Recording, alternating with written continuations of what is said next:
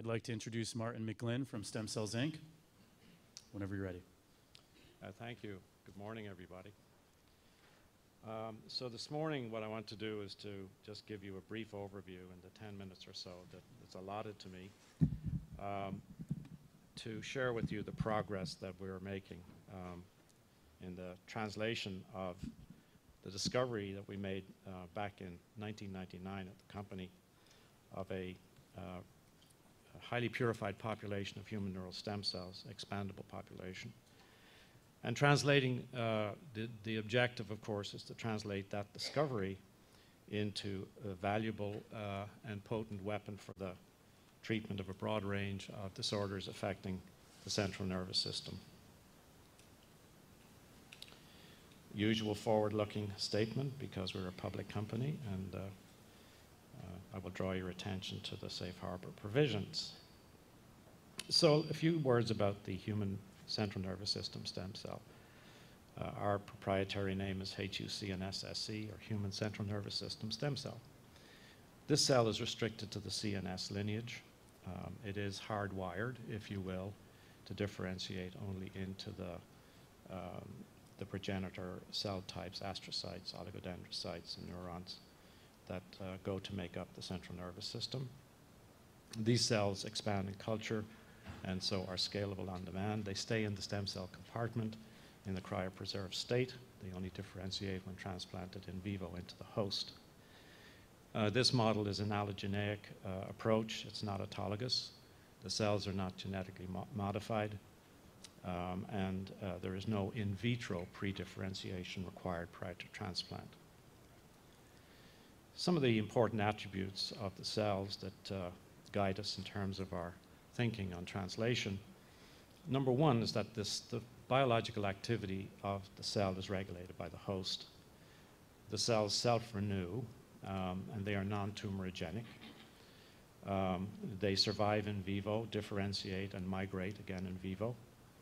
And the mechanism or putative mechanism of action would be described as either cell replacement or cell protection. So in the animal world, we made a number of important observations that, again, helped inform us and guide us in terms of our selection and choice of disease targets. So in a lysosomal storage disease model, we found that these cells were neuroprotective, and I'll talk some more about that in a moment. We also saw that these same cells myelinate hypomyelinated axons in what is probably one of the most famous mouse models on the planet, the shiverer mouse, certainly for those who are looking at myelination disorders.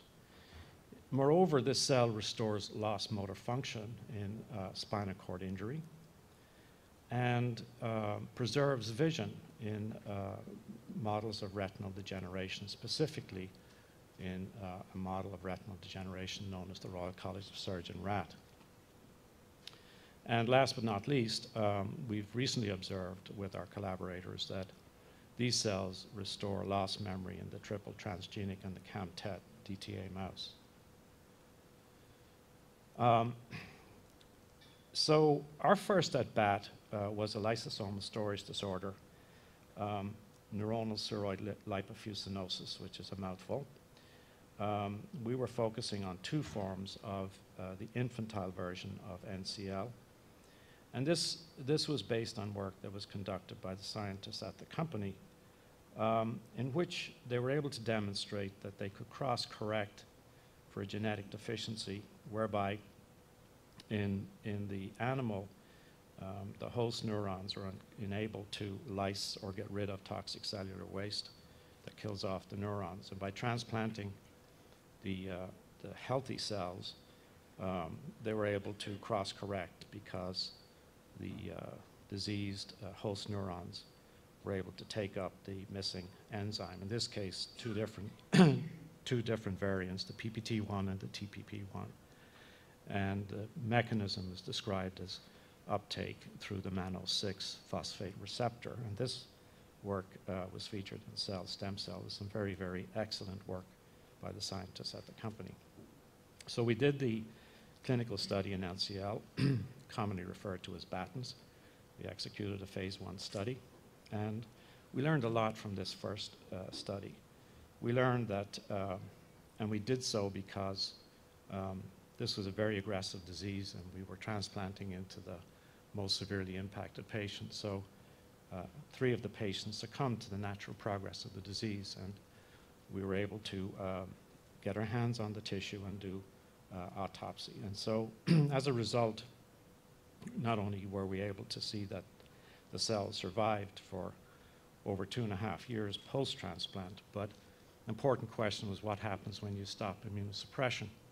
And we observed in at least one of these patients that 1.5 years post-withdrawal of immunosuppression, the cells were still viable and evident.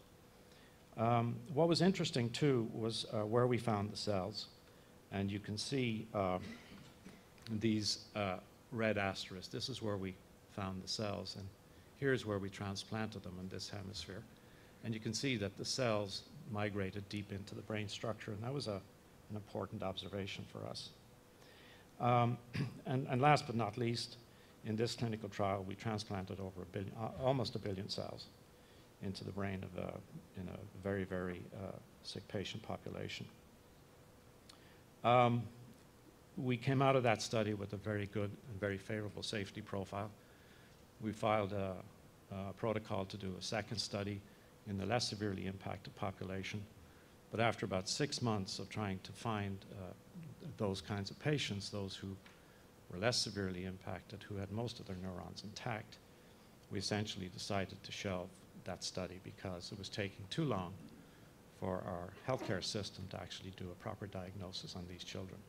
And by the time they were diagnosed, maybe 2 years plus post-birth, most of their neurons had been damaged. The second at-bat was in a myelination disorder, and this was based on work that was done with,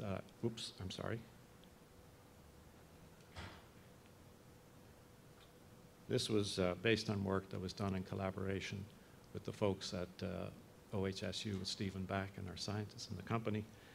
And what they showed was that when you transplant these cells into the shiver mouse, that you get new function of myelin. And this is published now in Science Translational Medicine. You see differentiation of the cells into oligodendrocytes, and we saw myelin-enhanced nerve conduction in these animals through very objective measurements. And we used MRI to detect human myelination in the animal model. It's much easier to detect human components and proteins in an animal than it is to detect human cells in a human.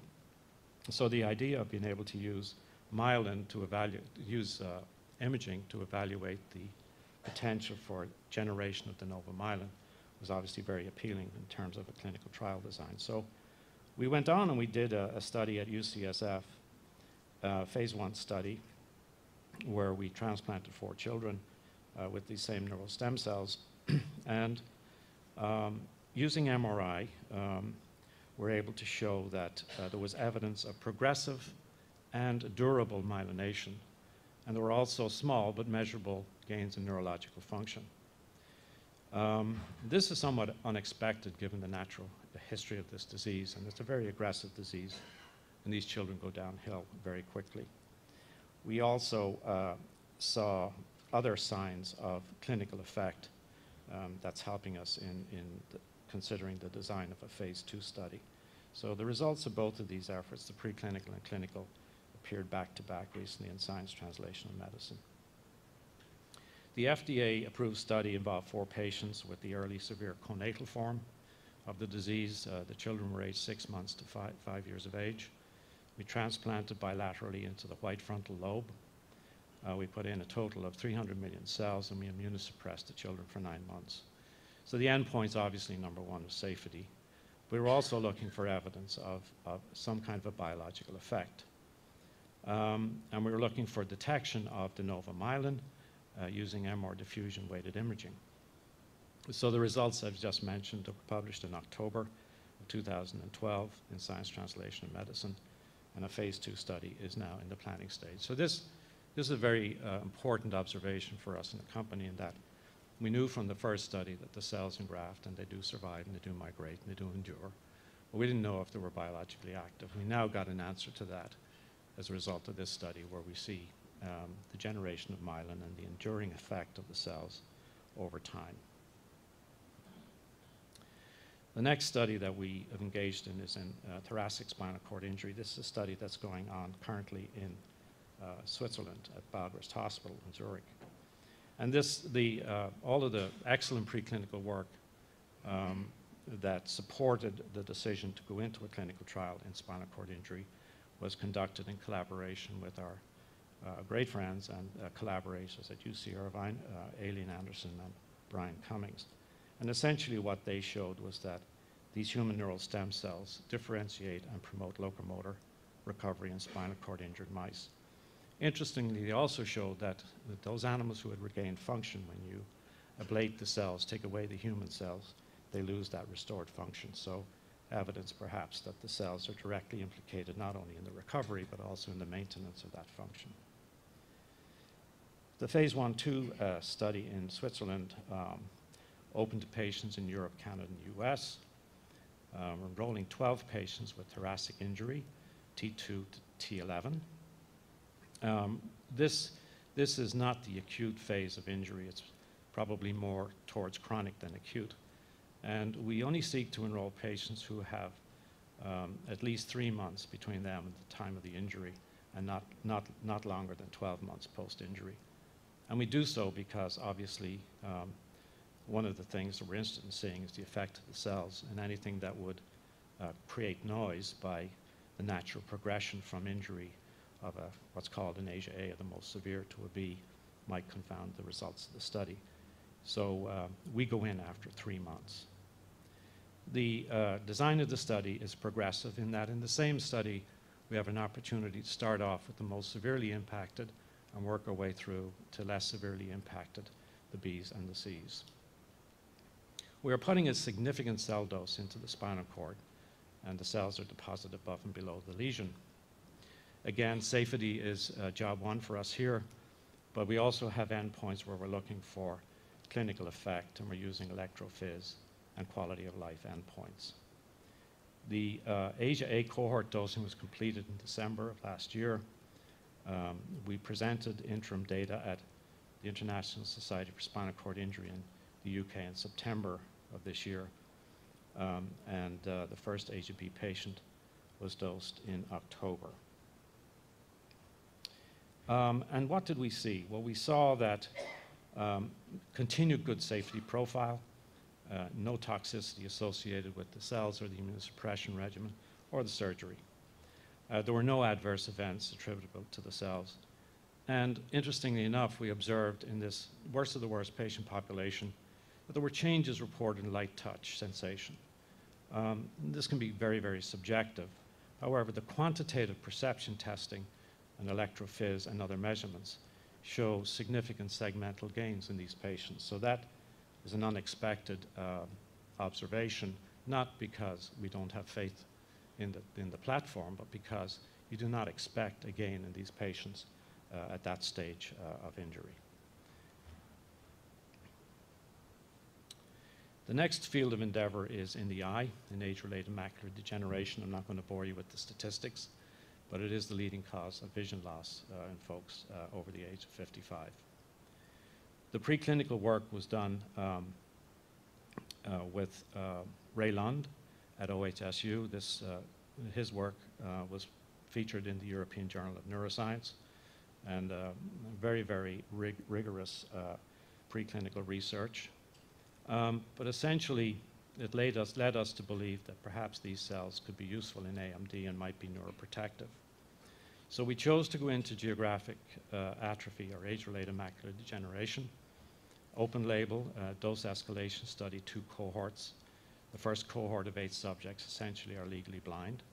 We're just dosing into the worst eye, and so the nice feature about doing this is you have a degree of control using the untreated eye. Again, the objectives here for job one is safety, but we're looking for preliminary efficacy, and because this is an external organ, you have an opportunity to do some very nice measurements and performance evaluation of the treated eye versus the untreated eye. And the data can be can be obtained relatively quickly. So just to sum up, our clinical progress to date, we have 2 trials in patients completed for brain disorders, and a 3rd is underway in spinal cord injury. Yes, these are small, uncontrolled studies, but there are signs of clinical effect emerging that are in fact confirming the observations in our preclinical studies. We're now moving to much larger targets, such as AMD and Alzheimer's disease, and taking on bigger challenges and bigger risk. The cell dose ranges from 200,000 cells in the eye to 1 billion cells in the Batten's brain. So the prospect here is for an enduring clinical benefit from a one-time intervention with the cells, because they do integrate into the host, either alone or in combination with other treatment regimens. These are the classical targets that one sees for cell therapy. I'm not going to go through them all, but essentially those that you see in blue are programs where we either have clinical activity underway or preclinical activity underway, and these areas are of interest to us for the translation endeavor. It's never too early to start talking about your label, start thinking about what you're shooting for in time. So one putative label that we came up with was as follows: a neuroactive, cell-based therapeutic for restoration and preservation of neurological function in a broad range of CNS disorders. And as we've seen in the endeavors in LSD, which is neuroprotective, myelination disorders, which is neuroprotective, spinal cord injury is function restoration, retinal degeneration, which is neuroprotective, and then last but not least, Alzheimer's, the goal of which is to restore lost memory function. So thank you very much for your time, and happy to answer any questions you have, either here or outside over a cup of coffee. Thank you.